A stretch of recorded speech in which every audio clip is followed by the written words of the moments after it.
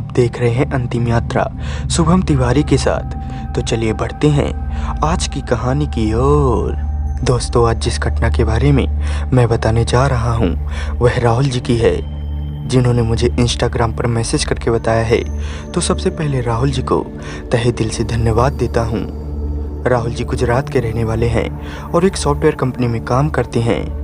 राहुल जी बताते हैं कि उनके साथ एक ऐसी घटना घटी थी जिसे वो कभी नहीं भूल सकते। बात तब की है जब राहुल जी कॉलेज कर रहे थे। तब उनकी उम्र मात्र 18 साल की थी और उनकी कॉलेज जंगल के किनारे बनी हुई थी। खैर, अब उन्हें शहर से कॉलेज की पढ़ाई के लिए जाना था। मैं आज बहुत ज़्यादा भावुक था क्योंकि आज मैं अपना घर छोड़कर जा रहा था। मेरा पूरा सामान पैक हो गया और मैं अब घर से निकलने ही वाला था कि तभी मेरी छोटी बहन ने मुझसे कहा, भैया आप वापस घर कब लौटोगे? फिर मैं उसको जवाब देता हूँ, अरे छोटी, मैं जल्दी आऊँगा और तेरे लिए अच्छे कपड़े लाऊँगा। मेरे पापा आज बहुत ज़्यादा दुखी थे, लेकिन वह अपने आंसुओं को छुपा रहे थे। खैर, यह सब होते होते शाम के 4 बज चुके थे और मेरी ट्रेन शाम के 6 बजे की थी। अब मैं ऑटो करके रेलवे स्टेशन चला जाता हूँ। कुछ देर बाद ट्रेन आ जाती है और मैं ट्रेन में बैठ जाता हूँ। मैं आज थोड़ा दुखी भी था क्योंकि 18 की उम्र में घर छोड़कर दूसरे शहर चले जाना थोड़ा अजीब लगता है। खैर, सुबह होते होते मैं दूसरे शहर पहुंच जाता हूं और जैसे कि मुझे पता था कि मेरी कॉलेज जंगल के किनारे है, तो फिर मैं एक ऑटो बुक करता हूं और कॉलेज के हॉस्टल में पहुंच जाता हूं और उसी हॉस्टल में रहने लगता हूं। फिर मेरी फर्स्ट डे क्लास लगती है जिसमें सभी लोगों से इंट्रोडक्शन होता है और बेसिक चीज़ें बताई जाती हैं। लेकिन एक बात मुझे समझ में नहीं आ रही थी कि कोई भी टीचर आए वो एक बात ज़रूर कहता कि बेटा भूल कर भी जंगल वाली नदी में मत जाना। और क्यों नहीं जाना इसका जवाब कोई नहीं देता। खैर, आज की क्लास खत्म हुई और मैं अपने हॉस्टल आ गया। पूरे हॉस्टल में केवल इसी की चर्चा होती कि उस जंगल में नहीं जाना है, लेकिन मैं जिज्ञासु प्रवृत्ति का इंसान था, इसलिए मेरे से रहा नहीं गया और फिर मैं अपने सीनियर से इस चीज़ की जानकारी लेता हूँ। तो पहले तो वह कुछ नहीं बता रहा था, लेकिन मेरे जोर देने पर मेरा सीनियर कहता है, देख भाई, 100 बात की एक बात, वहाँ जाना खतरा से खाली नहीं है। वहाँ कितने ही लोग गए हैं और सभी लोग मारे गए हैं। इतना सुनते ही मैं हंसने लगता हूँ। फिर मेरा सीनियर मेरे ऊपर गुस्सा हो जाता है और मुझे अपने कमरे से भगा देता है।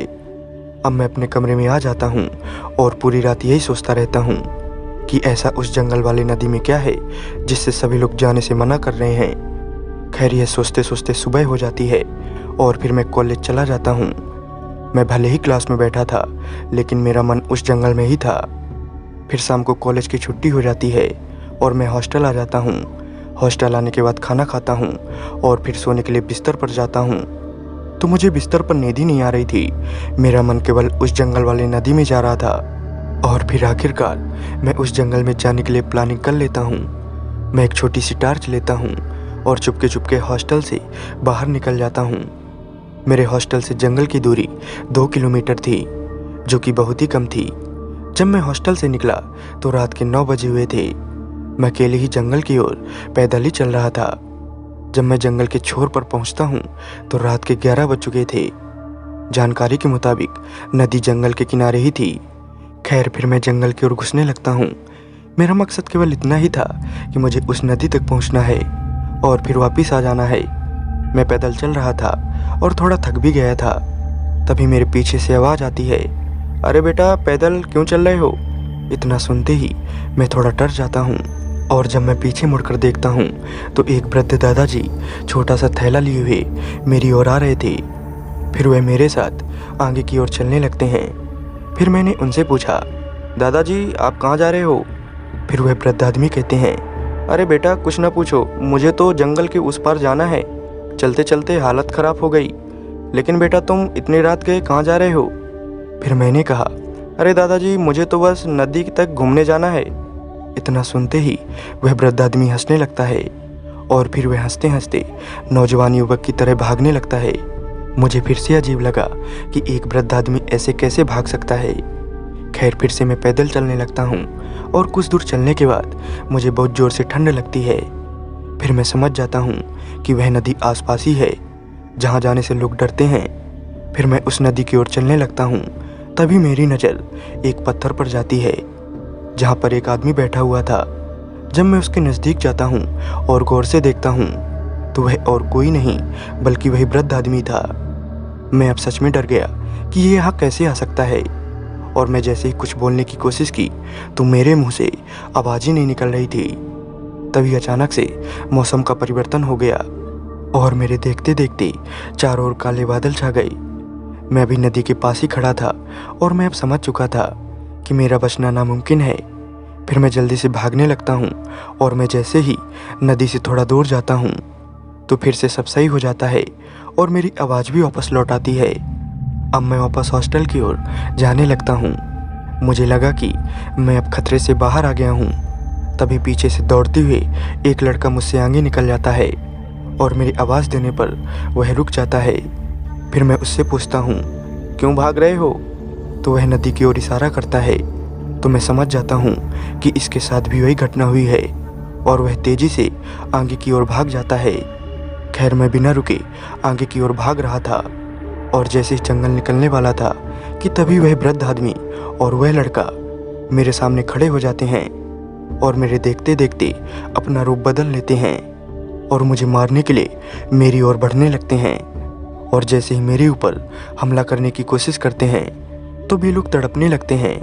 मैं डर के मारे रो रहा था और फिर मैं उनके बगल से निकल जाता हूँ और भागते भागते अपने हॉस्टल पहुँच जाता हूँ। जब मैं हॉस्टल पहुँचा तो रात के 2 बजे थे। फिर मैं अपने कपड़े उतारता हूँ और सो जाता हूँ। जब सुबह होती है तो सबसे पहले अपने घर में फ़ोन लगाता हूँ और पूरी बात अपने घर वालों से बताता हूँ। तो वे लोग जो कहते हैं वह सुनकर मैं आश्चर्यचकित हो गया। मेरे दादाजी कहते हैं, बेटा तुझे पता है तू क्यों बच गया? तू गर्दन में झांक कर देख, तूने कुछ पहन रखा है। दरअसल मैंने हनुमान जी की लॉकेट पहन रखी थी जिसकी वजह से बच गया।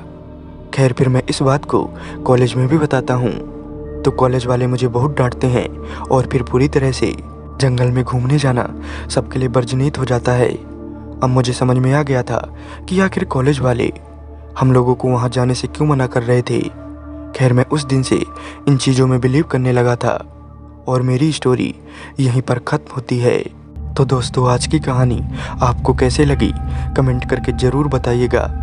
और यदि आप भी मुझे कोई रियल घटना के बारे में बताना चाहते हैं तो आप मेरे इंस्टाग्राम आईडी पर भेज सकते हैं। तो आज के लिए बस इतना ही, मिलते हैं किसी और घटना के साथ।